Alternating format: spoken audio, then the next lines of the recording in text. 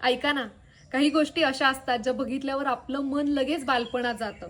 आत्ता माझ्या हातातही अशीच एक गोष्ट आहे जी तुम्हाला दाखवल्यावर तुमचंही मन बालपणात जाईल.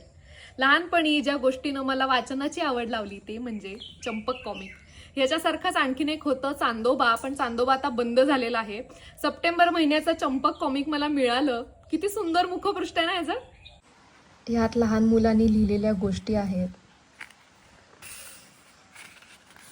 अशी लहानपणी चित्र यायची ती रंगवून मी पूर्ण करायचे, ज्यामुळं मला चित्रकलेची गोडी लागली. इथे कोडी घातलेली आहेत आणि त्याची उत्तरं इथे उलटी लिहिलेली आहेत. तर लहानपणी मी अशी उत्तरं झाकून ही कोडी सोडवायचे. ठिपके जोडून चित्र तयार करायचं,